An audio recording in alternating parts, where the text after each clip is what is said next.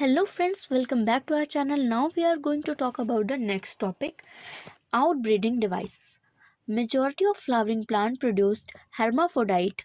hermaphrodite क्या होते हैं? वो फ्लावर्स जिनमें mail or female reproductive organ एक साथ पाया जाता है उसे hermaphrodite कहते हैं। जैसे कि हिबिस्कस में हम देखते हैं गाइनोशियम और एंड्रोशियम एक साथ होता है, तो इसे हम क्या कहेंगे? hermaphrodite. Flower and pollen grain are likely to come in the contact with the stigma of the same flower. ऐसे फ्लावर्स जो हर्माफ्रोडाइट होंगे वो तो नेसेसरी होगा कि उनके जो स्टिग्मा होंगे और पॉलन ग्रेन्स यानी कि एंथर जो होगा वो पास पास में होगा. Okay. Continued self pollination result in breeding depression. Flowering plants have developed many devices to discourage self-pollination and encourage cross-pollination. देखो, जब एक फ्लावर हर्माफ्रोडाइट होगा तो उसके चांसेस बढ़ जाएंगे कि उसमें सेल्फ पॉलिनेशन हो, बट सेल्फ पॉलिनेशन जो है वो क्या करता है? इन ब्रीडिंग डिप्रेशन को प्रमोट करता है. ठीक है, पहले इसे हाईलाइट कर लेना, बहुत ही ज़्यादा मोस्ट इंपॉर्टेंट पॉइंट है कि सेल्फ पॉलिनेशन जो है वो क्यों अच्छा नहीं होता. इसीलिए क्योंकि उसमें इन ब्रीडिंग डिप्रेशन हो जाता है. मतलब देखो, हर जीव, हर लिविंग ऑर्गेनिज्म चाहता है वेरिएशन, मतलब को खुद को और भी अच्छा ज़्यादा डेवलप करना.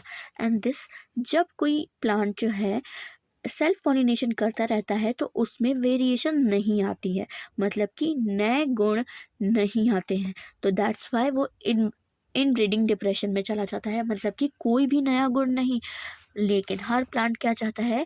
हर हर लिविंग ऑर्गेनिज्म चाहता है कि वो पहले से अच्छा हो. सो दैट्स वाई इसे रोकने के लिए फ्लावरिंग प्लांट खुद क्या करते हैं?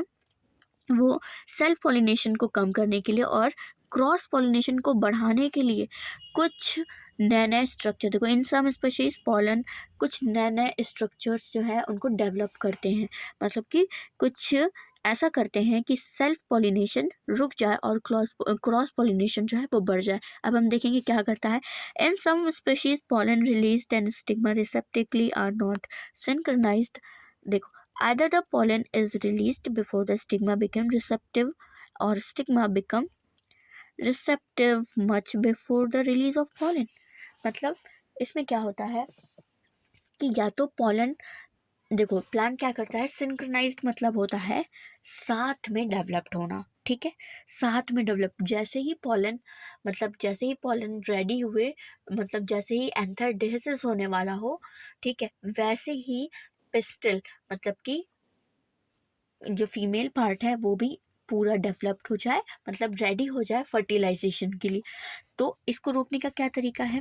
एक तो स्टिग्मा जो है जो वो पूरी तरीके से डेवलप ना हो, मतलब फीमेल पार्ट डेवलप ना हो, लेकिन पॉलन रिलीज हो जाए. दूसरा, फीमेल जो है वो फर्टिलाइजेशन या फिर मतलब अपने इवेंट को आगे बढ़ाने के लिए रेडी हो जाए, बट पॉलन ग्रेन वो प्रॉपरली ना हो. तो क्या होगा कि दूसरा पॉलन ग्रेन आ जाएगा, या जब पॉलन एंथर जब ढेसिस होगा तो उसी के फ्लावर पे तो नहीं पड़ेगा क्योंकि वो साथ में डेवलप ही नहीं हुए. तो ठीक है, इस तरीके से ये कर सकते हैं.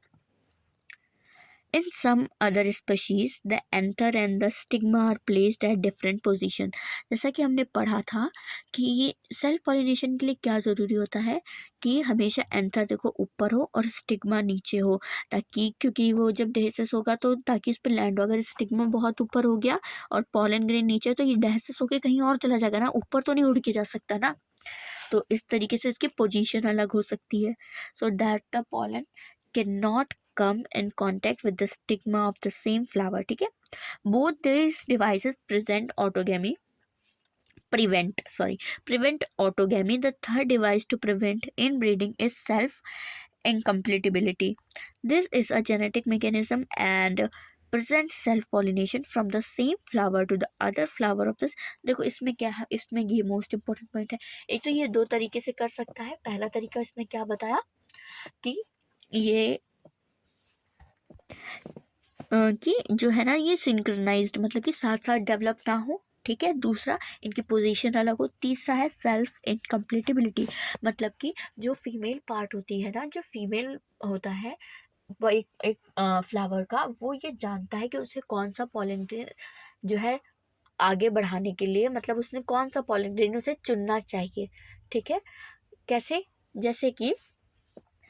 जैसे कि इफ अगर पॉलन मतलब कि अगर स्टिग्मा पर एक साथ 4 तरीके के या 5 तरीके के पॉलन आ जाते हैं, जैसे कि एक उसी के प्लांट का आ जाए, ठीक है, यानी कि सेल्फ पॉलिनेशन, एक उसी प्लांट के दूसरे फ्लावर का आ जाए, ओके, तो यानी कि जिटेनोगैमी हो जाए, ठीक है, ऑटोगैमी, जिटेनोगैमी। तीसरा हो सकता है कि उसी स्पीशीज का दूसरा प्लांट का फ्लावर का जो मतलब दूसरा फ्लावर जो पॉलन ग्रेन है वो आ जाए। तीसरा हो सकता है कि किसी दूसरी ही ब्रीड का आ जाए। अब किसी भी तरीके से आ सकते हैं ना। अब वाइन पॉलिनेशन है, वो तो कोई भी पॉलन उड़ा के ले जाएगी, वो थोड़ी ना जानती कौन सी स्पीशीज का कौन सा पॉलन है, ओके। तो इस तरीके से हो सकता है।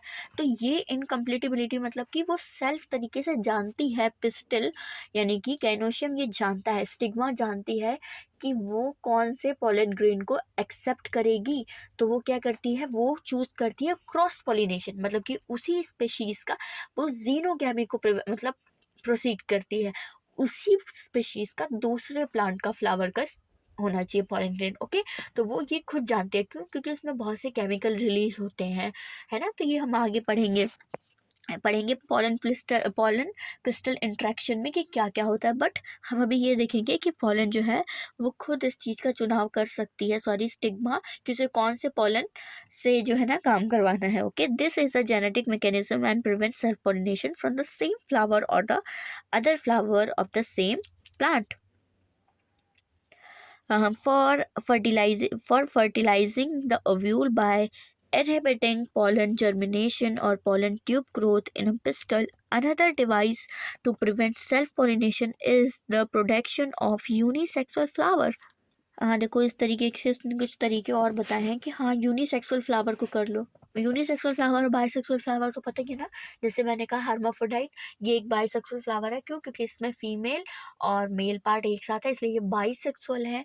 और जिनमें फीमेल ही पाए जाए या मेल ही पाया जाए वो होगा unisexual, okay.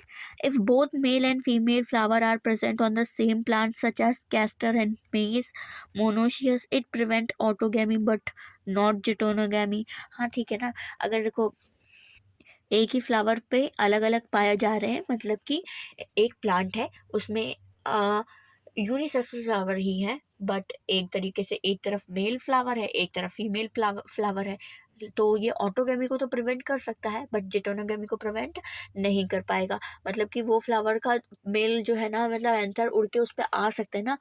तो इसमें इसके लिए क्या होगा, ये एक तरीके से जीनोगैमी नहीं हुई, मतलब ये क्रॉस पॉलिनेशन एज अ देखा जाए फंक्शनली तो हुआ, मतलब फंक्शनली तो हमें देखने में लग रहा है कि दूसरे फ्लावर से दूसरे फ्लावर पे है, लेकिन अगर जेनेटिकली देखें तो एक फ्लावर, एक जो प्लांट है उसके जेनेटिक तो सेम ही होंगे ना दोनों प्लांट में, दोनों फ्लावर में।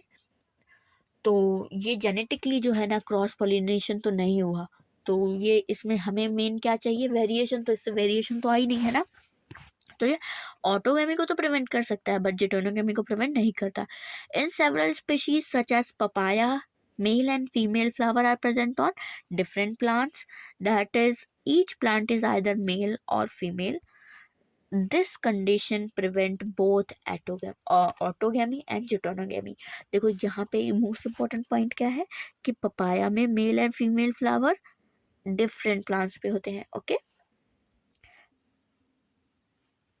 ठीक है, ओके।